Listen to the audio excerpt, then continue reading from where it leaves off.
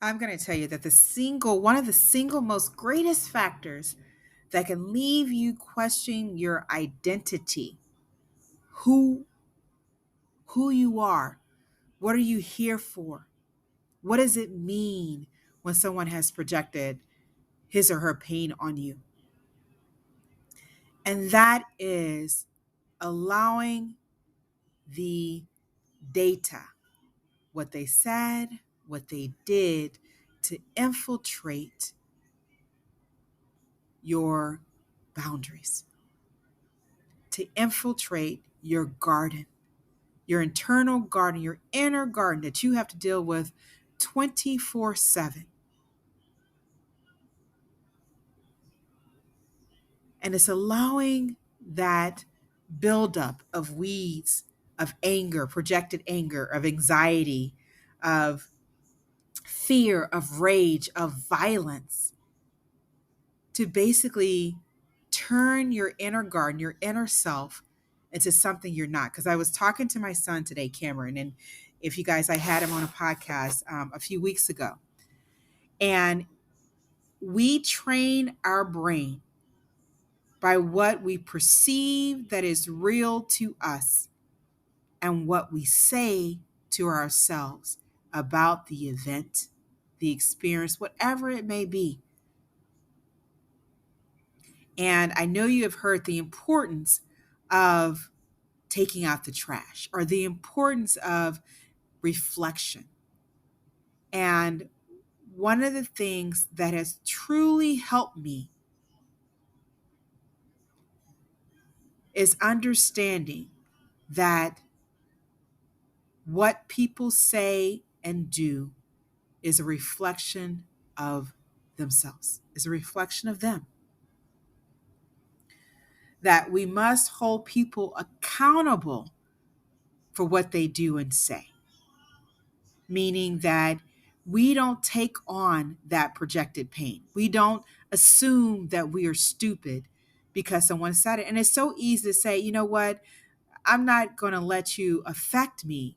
But it's when that data infiltrates, when we have a moment of doubt, that we say, is what they did, was that true? Or I'm not sure. And, where we kind of are saying to ourselves, maybe that is true. When we've opened ourselves to believing what someone else did. I see it as this, weeds are always trying to look for a way to grow themselves, look for some angle within themselves, within your garden, how they can steal that nutritious fruit, that spiritual fruit, the love, the kindness, the joy, the curiosity, the compassion that we have as children. We come here on earth and we're excited about life and we want to see and feel and taste everything, as babies. And then we grow up in an environment that we start learning different things. When we think about that culture and how, what people say around us, the stories they give us, the unmet needs, the disappointments and frustrations in their life often get projected on children, projected on us as children. And then we walk around with this heavy sack or heaviness on us because we're carrying around what people said, and what they did.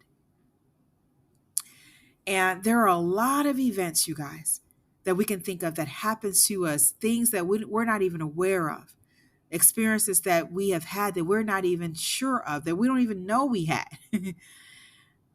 that we end up taking on stuff that doesn't belong to us. And it's so easy that we can say, what they said didn't affect me. But it's daily reflection when we are more objective and observant of our behaviors and what we say and do to others. Do we then realize, well, maybe what they said, this person said, did have an effect on me? Somehow, what they did changed me a little bit on the inside. And you know the proverb that when there is no enemy within, the enemy outside can do no harm. Often people, it's not so much of them, there is physical harm. There's we know of that. But the harm that continues to replay in our body is a result of our perception of the experience. And that was something that I learned as a child when I would observe. One of the persons who called me said I was a liar about an experience that I had told.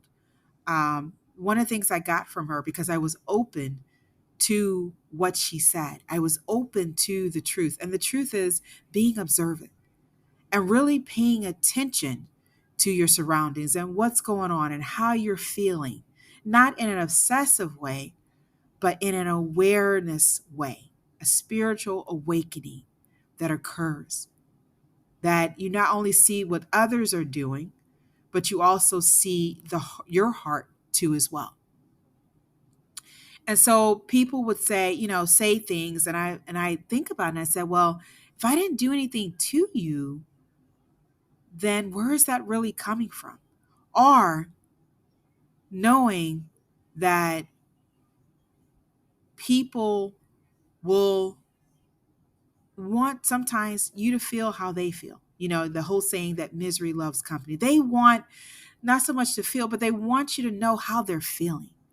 They want people to relate to them. They want their feelings validated. And unfortunately, when feelings do not get validated, we often project our feelings on others for others to see, through, the words we speak, through the actions, that we commit, that if you can't recognize or validate how I feel now, then it almost comes to the next step, goes to the next step, that I'm going to do something for you to validate me, for you to see that I need help, that something is wrong. And we don't need others to validate how we feel. We don't need others to validate. We're often looking for apologies. We're looking for someone to say, I'm sorry for what I did to you, and to recognize and to validate our feelings and emotions. The very person that needs to validate you is you. Every cell in your body knows what happened. Every cell knows how you're feeling, how you're experiencing, because our body is a whole entity. That when one system goes through changes, it often affects other systems. We hear about, side effects. When we hear about, headaches and then your foot ache, your whole body like speaks, system speaks to one another. But I can tell you that when we recognize, when we see the person's heart, when we recognize that what they're doing is a reflection of themselves, is a reflection of their state, then we take less offense to what they do, and there becomes more compassion and more understanding and more of preservation and more of not internalizing others' behaviors. And I've said it over and over before, but it's just the message across that often we internalize what people say. And we forget. Yes, I think that self-analysis is important, where you ask yourself questions. But when we internalize, that has gone beyond self-analysis and more of self-blaming. That we're blaming ourselves because someone did something. And we're forgetting the part that someone did, someone said. And so we can talk about mental health. We can talk about breaking the cycle. We can talk about freedom. We can talk about spiritual awareness. We can talk about consciousness. And it's all about understanding the bigger picture. all about freeing ourselves from the action of others, of doing what we feel is right, of being comfortable with ourselves and our decisions and our choices. When we feel that something is right and we stand in that truth and our truth. And yes, at times it may leave us alone, leave us without others around us, certain people. But it's the freedom, the peace of mind that comes with you're following what you know is true in yourself. And so I believe a lot of this anxiety, a lot of mental health, depression, even when I look at my life and I think about, times of anxiety, I think about times of sadness, and often what are they in relation to? It's in relation to how I perceived an action,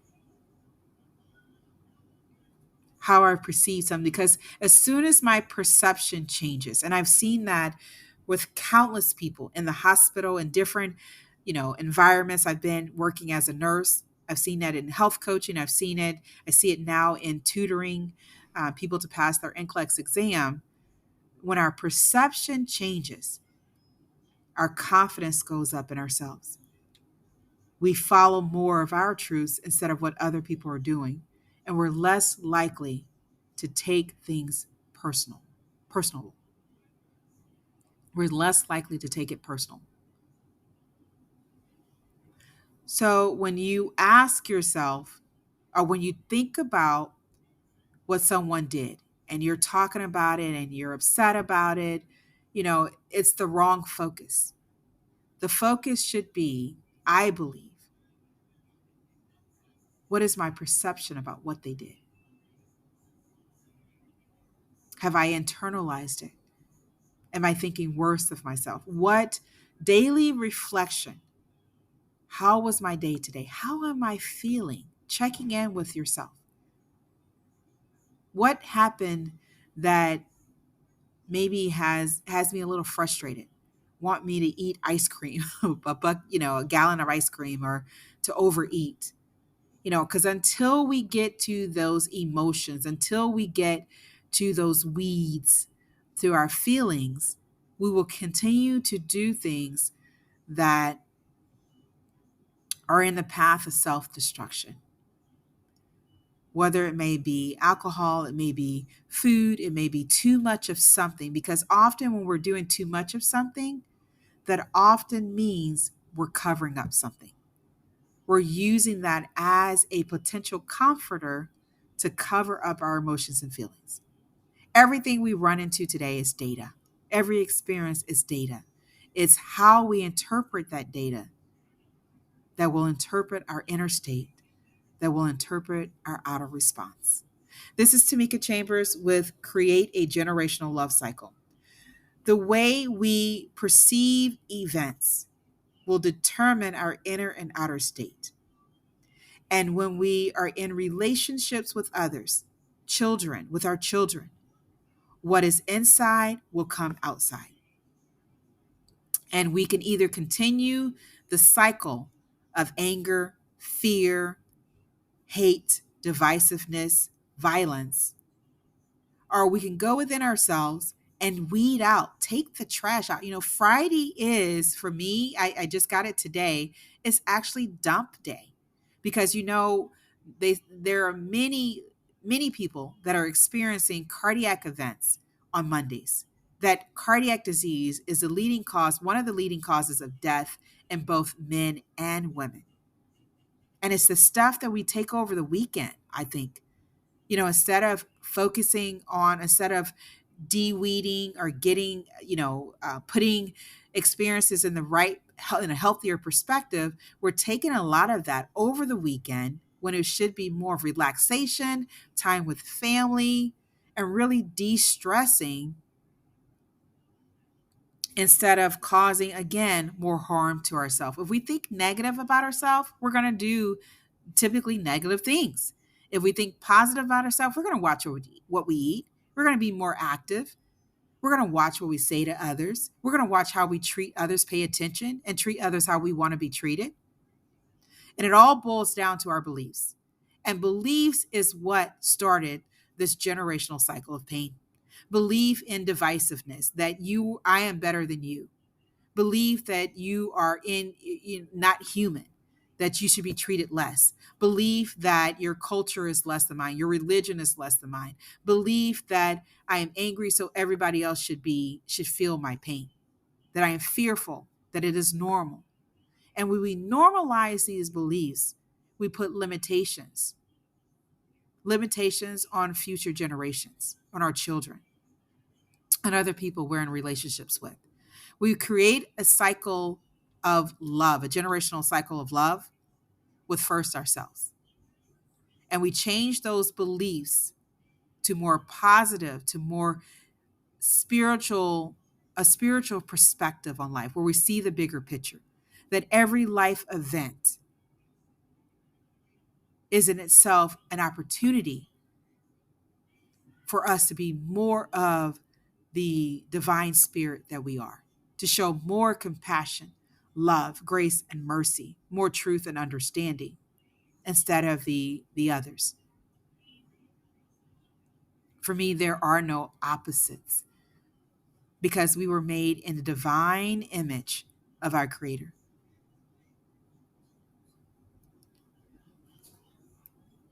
Again, this is Tamika Chambers with Create a Generational Love Cycle.